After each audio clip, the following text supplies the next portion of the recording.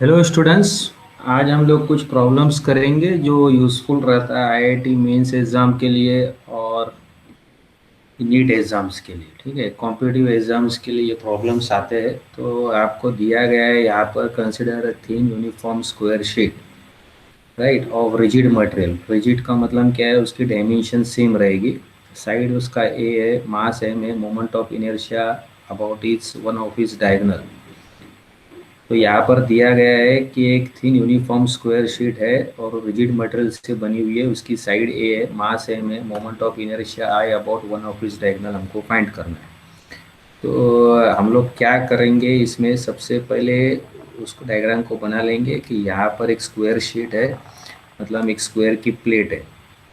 तो आप देख रहे हो स्क्वायर की प्लेट है और स्क्वायर है ये, और हर साइड उसका सेम है, दैट इज ए। और हमको उसकी मोमेंट ऑफ इनर्शिया करनी है, फाइंड करनी है about one of its diagonal, मतलब एक डायगोनल से इसको रोटेट किया जा रहा है, तब हमको उसकी मोमेंट ऑफ इनर्शिया फाइंड करनी है। तो ये आप देखो स्क्वायर के लिए मैंने यहाँ पर आप देखो ये दो कोने से मैंने दो डायगोनल्स उसके निकाल रखे हैं। ठीक है, तो जिस पॉइंट पे वो इंटरसेक्ट करता है उस पॉइंट को हम क्या बोलेंगे, एक्सिस ऑफ रोटेशन। आप देखेंगे ये दोनों जिस पॉइंट पे वो मीट कर रहा है वो 90 डिग्री एंगल पे है, तो इसका एक्सिस ऑफ रोटेशन जो रहेगा वो सेंटर के थ्रू पास होगा। और ये फ्लैट है, तो परपेंडिकुलर एक्सिस थ्योरम इस पे इजीली यूज़ करके हम इसका आंसर निकाल सकते हैं। तो आप लिखोगे I C is equal to I D plus I D. तो ये परपेंडिकुलर एक्सिस मैंने थ्योरम यूज़ किया है क्योंकि ये फ्लैट प्लेट है। तो आप देखो आई सी जो रहेगा एक वर्टिकल एक्सिस रहेगी जो पास होगी थ्रू दी सेंटर, और ये इंटरसेक्ट कर रही है, वो उस पॉइंट पे जा रही है जहाँ पर ये दो एक्सिस इंटरसेक्ट हो रहे हैं। तो ये थ्योरम आप यूज़ कर सकते हो, परपेंडिकुलर एक्सिस थ्योरम। तो आई सी की वैल्यू क्या आएगी, 2 ID। तो हमको फाइंड करना है moment of inertia about diagonal, तो वो आई सी ओवर 2 रहेगा। अब बात आती है आपको आई सी फाइंड करने की। तो ये रेक्टेंगुलर प्लेट अगर होता तो हम जानते हैं कि आईसी रेक्टेंगुलर प्लेट के लिए कितना बनता है। आप लिख सकते हो इधर रेक्टेंगुलर प्लेट के लिए बनेगा 1/12 M L square plus bread square. अब यहाँ पर उसकी लेंथ और ब्रेड इक्वल है, वो ए है क्योंकि ये स्क्वायर प्लेट है। तो ये आएगा 1/12M इंटू 2A² और 2/12 1/6 आएगा। तो इसकी मोमेंट ऑफ इनर्शिया रहेगी अबाउट सेंटर 1/6 Ma², राइट। अब जब ये आईसी हमको आया हुआ है तो आप easily moment of inertia about diagonal निकाल सकते हो, दैट इज Ma²/12। ये इसका फाइनल आंसर है। तो आईसी हमने निकाल रखा हुआ है Ma²/6, तो Ma²/12 ये हमारा फाइनल आंसर यहाँ पर आ गया। तो ये एक जस्ट इसको हमको एप्लीकेशन यूज़ करना है ऑफ परपेंडिकुलर एक्सिस थ्योरम। ये इजी प्रॉब्लम है, तो इसका आंसर नंबर 4 है। अब हम लोग और कुछ प्रॉब्लम्स देखेंगे। तो यहाँ पर हम प्रॉब्लम नंबर 2 में जा रहे हैं। The graph between angle of deviation and angle of incidence for a triangular prism is represented by. तो एक ट्रायंगुलर प्रिज्म है, राइट। तो अगर आपके पास यहाँ पर एक प्रिज्म है और आप ये प्रिज्म ले रहे हो और आपने यहाँ पर दो नॉर्मल ड्रॉ कर रखा हुआ है, ठीक है, ये समझो ये नॉर्मल है। अगर हमने यहाँ पर ये नॉर्मल ड्रॉ कर रखा हुआ है इस प्रिज्म को, तो ये आप देखो अगर मैंने यहाँ पर लाइट को इंसिडेंट किया हुआ है जिस पॉइंट पे वो इंटरसेक्ट कर रहा है, तो उस पॉइंट को मैं बोलूँगा एंगल ऑफ इंसिडेंस। तो सबसे पहले हमारे पास एक प्रिज्म है, हमने यहाँ पर नॉर्मल ड्रॉ कर रखा है, और ये लाइट जब गिरेगी तो इसको बोलेंगे एंगल ऑफ इंसिडेंस। तो अंदर जब लाइट जाएगी तो ये लाइट हमारी बेंड हो जाती है, ठीक है, ये लाइट हमारी बेंड हो जाती है। और जैसे मैंने बताया आपको और एक नॉर्मल निकालना है, तो ये एक और एक नॉर्मल मैं निकाल रहा हूँ दूसरे साइड ऑफ दी प्रिज्म पे जहाँ से लाइट बाहर निकलने वाली है। तो ये हमारा N1 है और ये हमारा N2 है। तो यहाँ से लाइट जब बाहर निकलेगी तो यहाँ पर स्पीड इसकी ज़्यादा हो जाएगी, तो ये नॉर्मल से दूर चली जाएगी। अब इसको एंगल ऑफ इंसिडेंस कहा गया है, तो इसको हम लोग एंगल ऑफ इमरजेंस कहेंगे।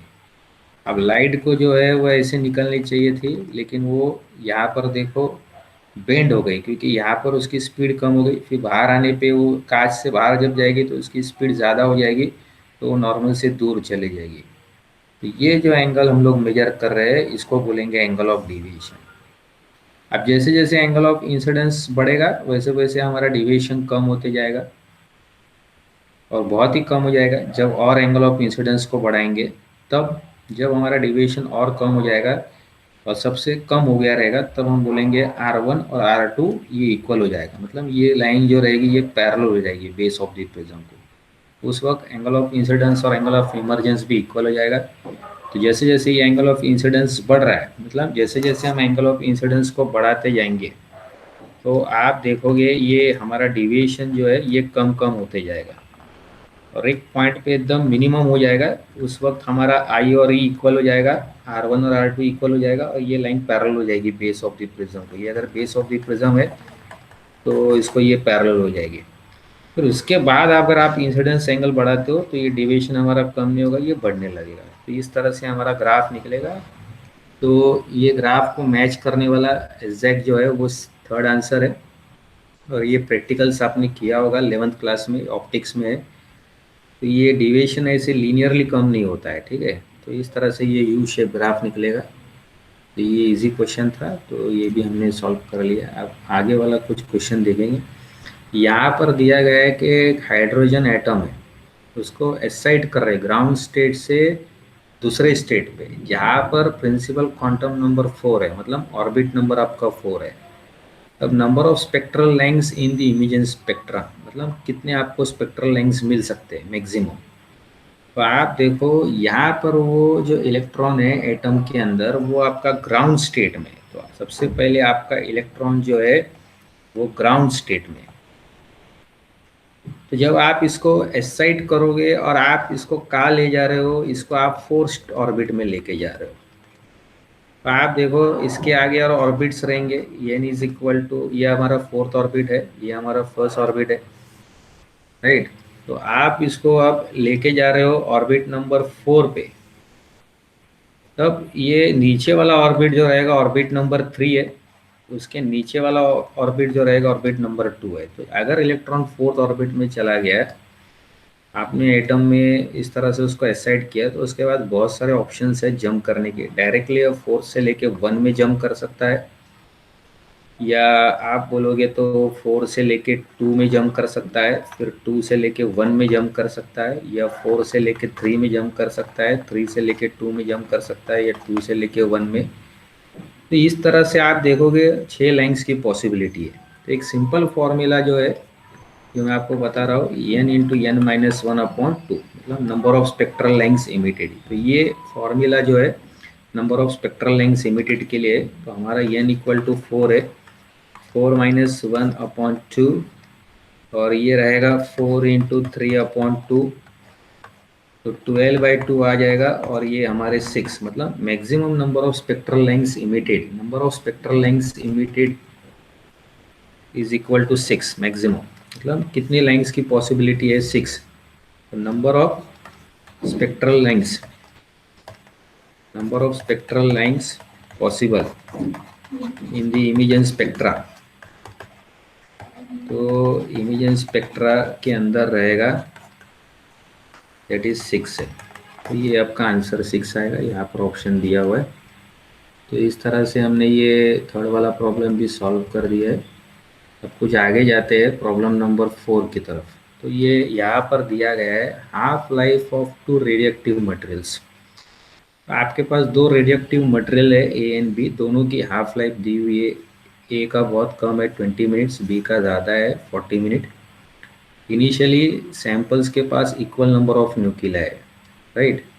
After 80 minutes the ratio of decay number of A and B, 80 minutes के बाद ratio of decay number of A and B nuclei will be, मतलब कितने न्यूक्लिया डीके हो गए 80 मिनट्स के बाद, राइट। 2 सैंपल है ए एंड बी। तो अगर हम सैंपल ए लेते हैं और सैंपल बी लेते हैं, तो स्टार्ट अगर करेंगे तो दोनों में सेम नंबर ऑफ न्यूक्लिया है। तो क्लियर दिया गया है, इनिशियली दिया है इक्वल नंबर ऑफ न्यूक्लिया। तो अगर न्यूक्लिया हमने n0 एज्यूम किया है, तो आप देखो अगर हम इसमें ए की हाफ लाइफ 20 है, तो अगर हमने फर्स्ट हाफ लाइफ पकड़ा हुआ है 20, तो इसमें कितना रहेगा, एन जीरो बाई टू बचा हुआ रहेगा। इसमें कितना बचा रहेगा बी में, बी में भी आप 20 मिनट्स में अगर जाओगे तो इसकी हाफ लाइफ जो है वो 40 है, ठीक है। तो इसके लिए हम इसके 20 के बारे में इसमें कुछ इक्वेशन नहीं लिखेंगे, इसके हाफ लाइफ में लिखेंगे। तो जब 20 रहे, जब हमारा लाइफ 20 हो जाएगा, मतलब फर्स्ट हाफ लाइफ हो जाएगा, तो इसमें आइटम कितने रहेंगे, एन जीरो बाई टू। और इसका जब सेकेंड हाफ लाइफ रहेगा 40, तो ये N zero upon two square रहेगा। अब ये इसका फर्स्ट हाफ लाइफ रहेगा, ठीक है। तो इसका ये फर्स्ट हाफ लाइफ में आप देखो ये हाफ हो जाएगा, ठीक है। इसके फर्स्ट हाफ लाइफ में ये हाफ हो जाएगा। ये सिंपल तरह से मैं आपको समझाता हूँ। अगर हम इसके थर्ड हाफ लाइफ, अभी ये इसका फर्स्ट हाफ लाइफ है, ठीक है, और ये इसका सेकेंड हाफ लाइफ है।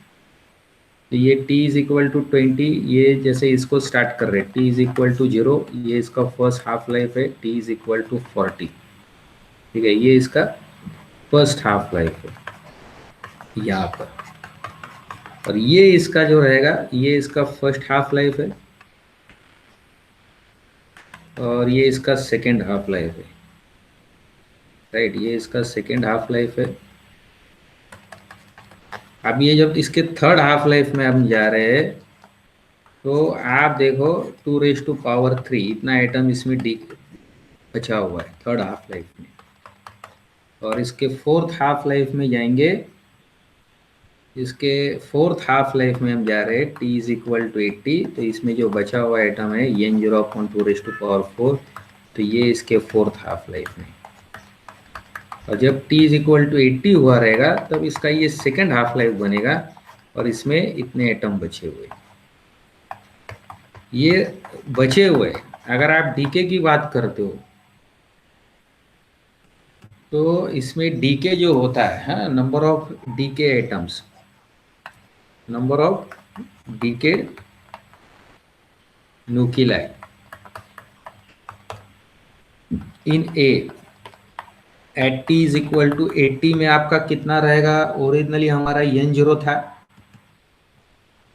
तो बचा कितना, एन जीरो अपॉन 2⁻⁴ 16 आ गया, right.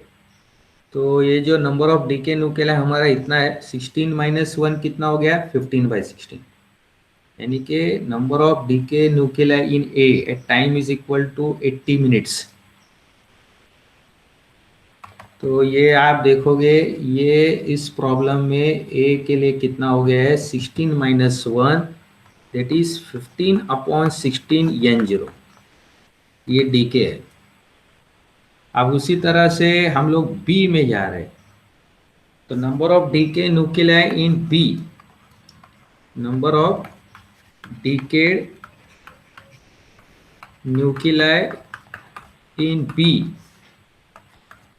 Eight time t is equal to 80 minutes, कितने डीके हो गए, तो वो रहेगा N zero minus N zero upon 4, तो 4n0 माइनस 1n0 कितना आएगा, 3/4n0,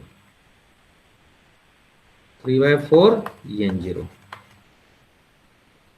और हमको अभी इन दोनों का रेशो चाहिए, तो दोनों का अगर आपने रेशो लिया है, that is number of nuclei of a decade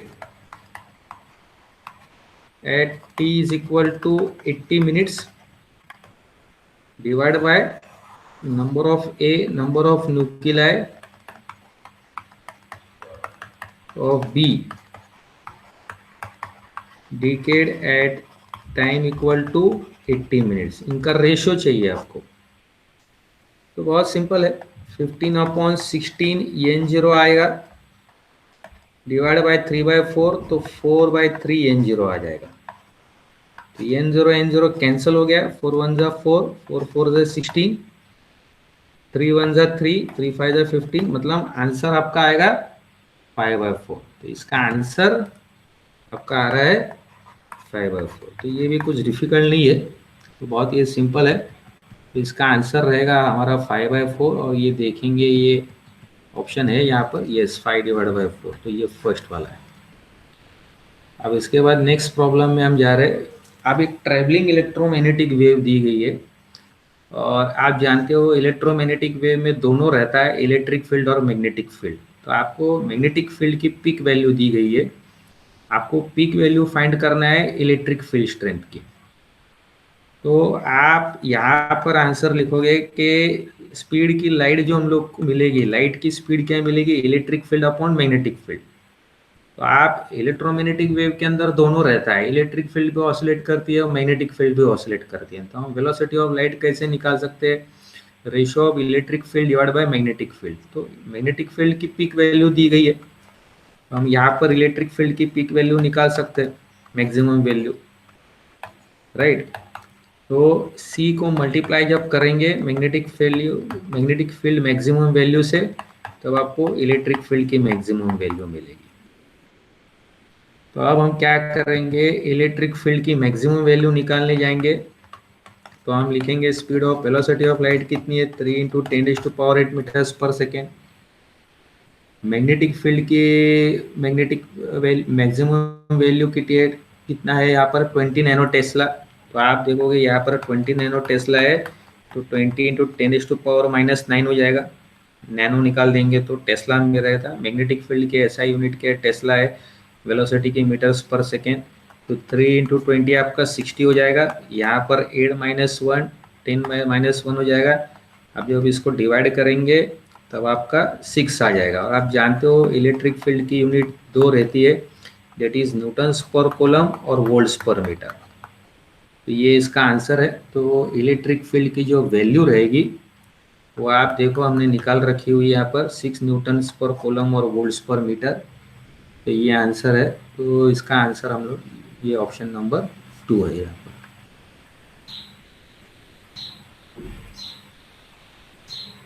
So I hope it is clear to all of you. Thank you everybody.